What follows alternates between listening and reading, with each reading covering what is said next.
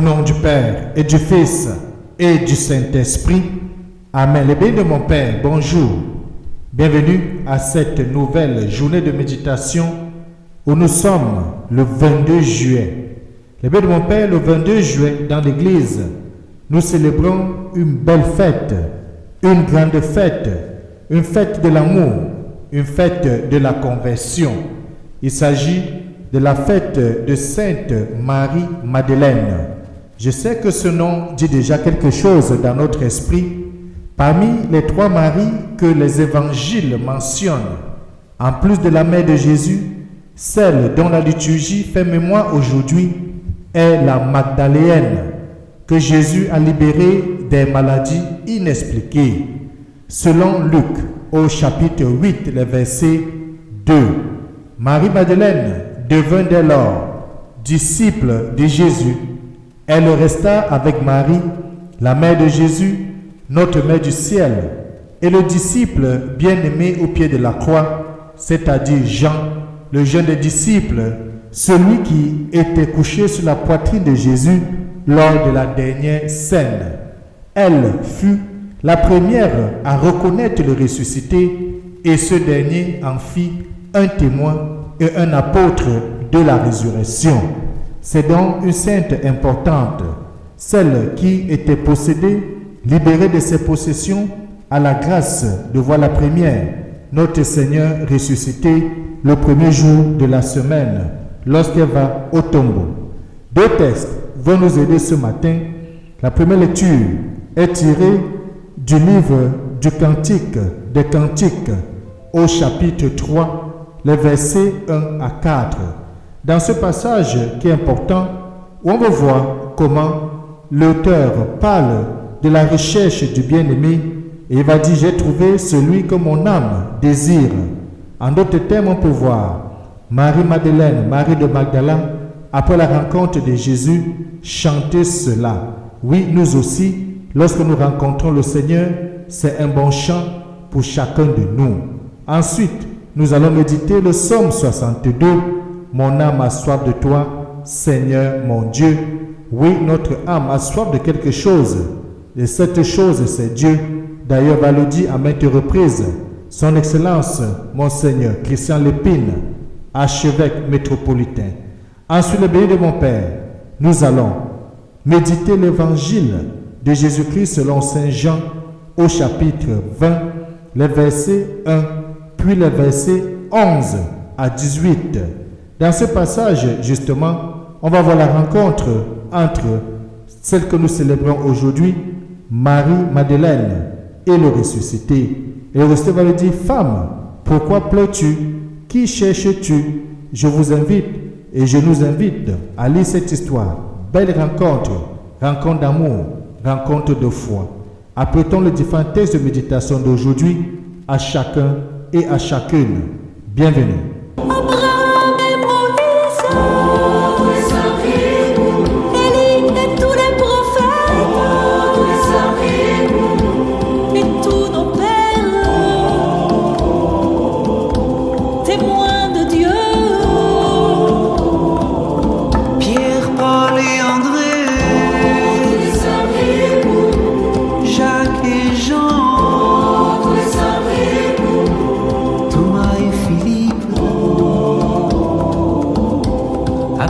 Du Seigneur. Marc, Luc et Matthieu, Marie-Madeleine, Étienne et Barnabé, témoins de la résurrection,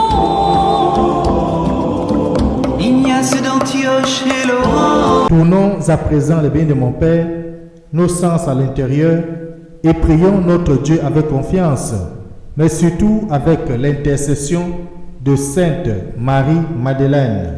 Seigneur notre Dieu, c'est à Marie-Madeleine que tu fis, bien-aimée, à confier la première annonce de la joie pascale. Accorde-nous à sa prière et à son exemple la grâce d'annoncer le Christ ressuscité et de le contempler un jour dans ta gloire, lui qui vit et règne avec toi dans l'unité du Saint-Esprit, Dieu maintenant, Dieu pour des siècles. Amen. C'est l'occasion, mes chers amis, de lire le livre de Cantiques des Cantiques au chapitre 3, les versets 1 à 4. Ensuite, nous pouvons continuer en méditant le psaume 62, « Mon âme a soif de toi, Seigneur mon Dieu », à chacun et à chacune, bonne méditation.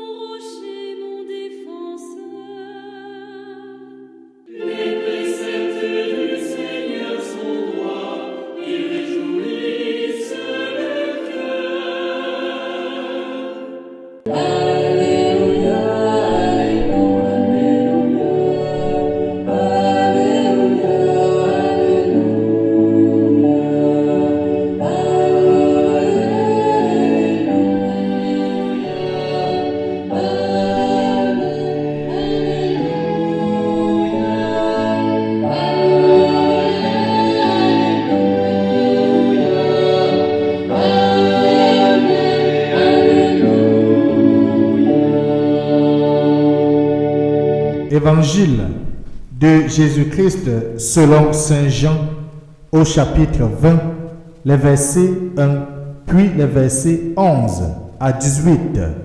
Le premier jour de la semaine, Marie-Madeleine se rend au tombeau de grand matin. C'était encore les ténèbres. Elle s'aperçoit que la pierre a été enlevée du tombeau. Elle se tenait près du tombeau, au dehors tout en pleurs. Et en pleurant, elle se pencha vers le tombeau. Elle aperçoit deux anges vêtus de blanc, assis l'un à la tête et l'autre aux pieds, à l'endroit où on avait déreposé le corps de Jésus. Il lui demande, « Femme, pourquoi pleures-tu » Elle leur répond, « On a enlevé mon Seigneur et je ne sais pas où on l'a déposé. » Ayant dit cela, elle se retourna. Elle aperçoit Jésus qui se tenait là, mais elle ne savait pas que c'était Jésus. Jésus lui dit, « Femme, pourquoi pleures-tu? Qui cherches-tu » Le prenant pour le jardinier, elle lui répond, « Si c'est toi qui l'as emporté, dis-moi où tu l'as déposé, et moi j'irai le prendre. » Jésus lui dit alors, « Marie. » S'étant retournée, elle lui dit en hébreu, « Rabboni », c'est-à-dire « Maître ». Jésus reprend, « Ne me retiens pas, car je ne suis pas encore monté vers le Père. Va trouver mes frères pour leur dire que je monte vers mon Père et votre Père, vers mon Dieu et votre Dieu. » Marie-Madeleine s'en va donc annoncer aux disciples, « J'ai vu le Seigneur. » Et elle raconta ce qu'il lui avait dit. Acclamons la parole de Dieu. Louange à toi, Seigneur Jésus-Christ. Eh bien, mon Père, chacun de nous, à l'écoute de cette rencontre, à l'écoute de ce dialogue entre Jésus le ressuscité et cette jeune femme, cette pauvre femme, cette femme qui recherche son Dieu nuit et jour, et même jusque dans les tombes, jusqu'à dans les cimetières, nous pourrons dire quelle grâce a reçu Marie-Madeleine. quelle bénédiction elle a reçue. Nous avons cette deuxième Marie qui voit la première, le Christ ressuscité d'entre les morts. À côté de cette Marie, la première Marie, celle que nous connaissons, Marie, mère de Jésus-Christ, la Sainte Vierge Marie, qui la première a reçu dans son sein l'enfant Jésus. Les deux Maries sont donc bénies, l'une qui accueille l'enfant ressuscité et qui, la première, le porte sur ses mains, et l'autre Marie qui voit le Christ ressuscité et qui, la première, reçoit le message évangélique d'aller annoncer la bonne nouvelle à ses frères qui sont les apôtres. Eh bien, mon Père, dans le cantique que nous avons lu, on peut souligner que Dieu désire vivre avec chacun, mais surtout vivre avec chacune de nous une relation faite d'amour et de confiance. N'oublions jamais, Dieu a tant aimé le monde qu'il a envoyé son Fils unique pour que quiconque croit en lui ne meure pas, mais ait la vie éternelle. Jean 3, verset 16. La vie chrétienne, nous le savons, est une recherche incessante, permanente, sans se lasser, la recherche de Dieu au sein de toutes nos occupations et au cours de toutes nos préoccupations. Oui, la bénédiction de mon Père, Dieu est dans nous, Dieu est avec nous, Dieu est autour de nous, Dieu n'est pas loin de nous et il se laisse trouver pour ceux qui le cherchent avec confiance. La bénédiction de mon Père, celle que nous célébrons aujourd'hui, Marie de Madeleine, comme son nom l'indique, c'est Marie de Magdala. Elle est originaire de cette ville de Magdala, petite bourgade voisine de Tibériade. Sa vie désordonnée lui attire une mauvaise réputation et il faut une rencontre personnelle avec Jésus de Nazareth pour changer radicalement son cœur. Convertie, nous le savons, elle décide de se mettre à la suite du Christ. Sa foi et sa charité font lui permettre de rester proche de lui jusqu'au moment où Jésus sera abandonné des siens. Présente auprès de la croix avec Marie et Jean, elle assiste à la mise à tombeau de son maître. Son très grand amour l'a fait revenir le premier jour de la semaine pour donner un dernier geste d'amour au Sauveur crucifié, l'embaumement du corps du Christ, comme nous l'avons vu dans l'Évangile. Cependant, n'étant pas assez purifiée par l'épreuve de la croix, elle ne comprend pas que le signe de la résurrection se trouve dans le sépulcre vide et prend le Christ ressuscité pour le jardinier. Mais Jésus, notre Sauveur, dans sa miséricorde, se fait reconnaître. Comme il se tient à côté de nous et il n'attend que notre intention, notre recherche pour le découvrir et pour se faire reconnaître à chacun de nous. Oui, les bénis de mon Père, Jésus se fait reconnaître et lui confie alors la charge d'annoncer aux apôtres ce qu'elle a vu et entendu. Le culte de Sainte Marie-Madeleine s'est développé à Vézéla et à la Sainte Baume, puisque, d'après certains, Marie-Madeleine aurait traversé la mer et serait venue terminer sa vie dans une grotte de Provence. Pour d'autres, elle aurait accompagné la Vierge Marie et surtout Saint Jean à Éphèse et serait décédée là-bas. Au-delà des questions historiques, l'Évangile nous livre en profondeur les secrets du cœur de Marie-Madeleine, contribuant à fortifier notre foi, notre espérance et surtout notre charité. Il faut le souligner, l'Église aime cette pécheresse convertie et par elle nous rappelle combien il est important de nous laisser attirer par la miséricorde du Christ. Marie-Madeleine, la sainte que nous célébrons aujourd'hui, par son amour généreux et ardent et par la grâce de son Maître, a pu rester fidèle jusqu'à la croix. Elle est devenue le témoin de la résurrection, l'apôtre des apôtres. Cette fête, le bien de mon Père, t'invite et m'invite, nous invite à reconnaître notre faiblesse, à accueillir davantage la miséricorde infinie du crucifié et surtout à renouveler notre foi en sa résurrection glorieuse. Nous n'avons pas eu le privilège de voir Jésus avec nos yeux de chair, mais nous avons le bonheur de croire en lui sans l'avoir vu. Il avait dit, le temps est venu où les vrais adorateurs m'adorent en esprit et en vérité, ce qui va d'ailleurs dire à Thomas. C'est cette foi vive que Jésus nous demande. Par elle, il peut opérer son œuvre de sauveur et faire de nous, de toi, de moi, les témoins vivants de sa miséricorde et de sa gloire. Puissions-nous au cours de cette journée demander à Marie-Madeleine d'intercéder pour nous et de nous donner une foi ardente qui nous permettra de voir le Christ, de rencontrer le Christ, mais surtout de nous laisser disposer à aller en mission tant que le Christ nous envoie.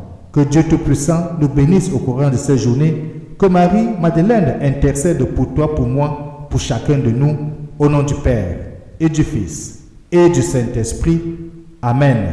Bonne journée.